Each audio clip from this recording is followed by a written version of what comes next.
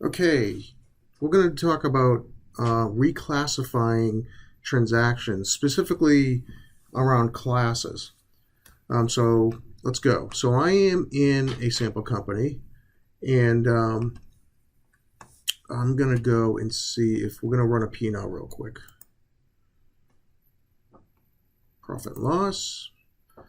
All right, so if we'll just leave it at this here. And if I go in here and I want to see it by class, I don't even have that option at this point, which means it's not turned on.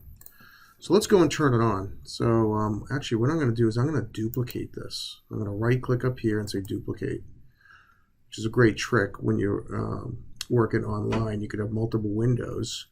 Initially they're going to be the same because it is duplicated, but I'm going to go to the second window and I want to go to my account and settings. And once this is open, if we go under advanced, down here, categories, track classes, track locations. So I'm going to go to here and I'm going to say track classes. Now if we won't go into it now, but if you hit this little question mark, it's going to explain what it does, both for classes and locations. There's reasons why you would use either or even both.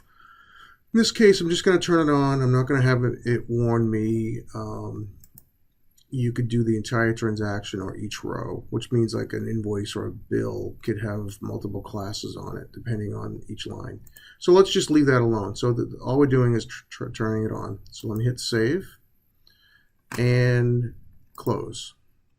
So now what happens is once that is turned on, if I go back to my P&L and I go to columns, I forgot to say I should refresh this.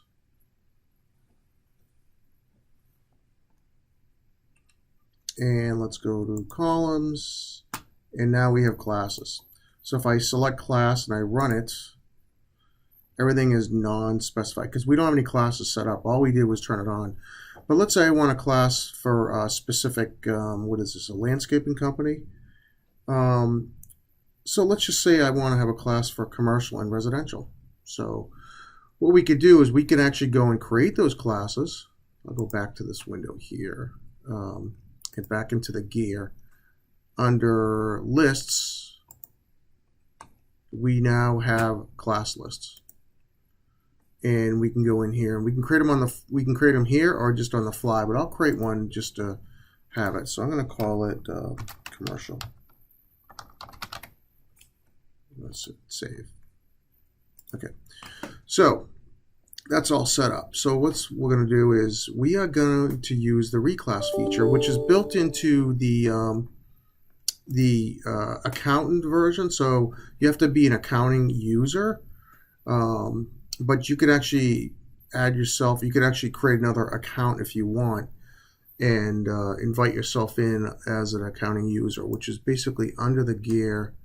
Under manage users, you have at the top users and accounting firms. So you could actually create yourself as an accounting firm just to have this feature.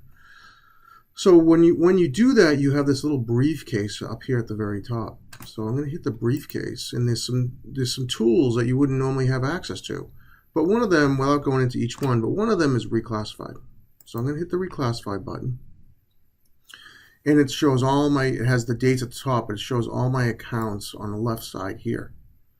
And I could look at the P&L accounts, and I could look at the balance sheet accounts. But let's look at the P&L accounts. And let's say I want to take job materials. Actually, no. Why don't I just pick an expense, maybe easier. Equipment rental. Let's click this here. So equipment rental is only one transaction. It could be more. So I'm going to click this. And I'm going to hit reclassify. And it's going to ask me now, I could change the account. If that was not the correct account, I could actually change it here also. But we're really talking about classes right now.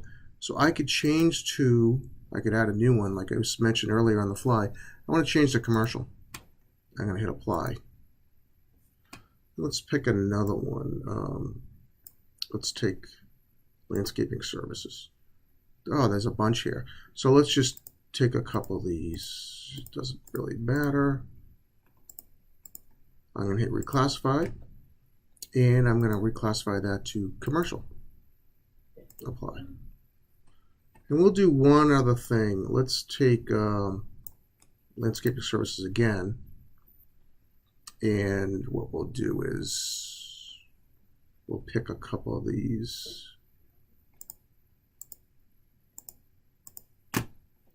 And I could filter this also. If I'm looking for a certain vendor name, I could change that. So let me go to reclassifying this and change to, well, you know what? In this case, I'm going to add a new one. Let's just add residential. Like that, we're going to apply. So that's kind of the process you go through. So let's go back to the P&L. Do I have it open over here? Yeah, I do. Okay, so let's run this again. So if you could see this, it added commercial, it added residential. These are all the things we didn't change, and then it has a total. So these are the ones we actually went in and moved. If I click this, it's going to give me the detail behind those.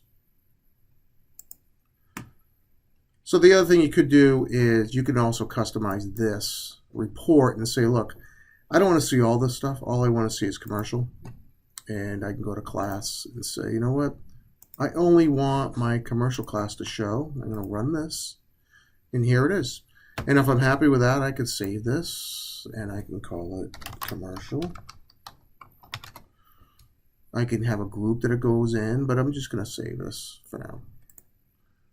So now I've got a custom report. So when I do go back to my report section and I go to my custom reports, well, here it is right here. I'm just going to run it.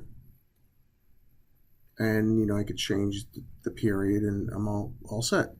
So that's how we use reclassify. We can have some other videos later on some of these other features. You could see you could write off a bunch of invoices, close the books, reconcile, which is also the same type of reconciliation that you would do in the other menu options, some different reports. So there's all kinds of stuff here that is not in the normal menus when you're logged in as an accountant. So that's it. I'll have more videos later, and hopefully this helps. Thank you.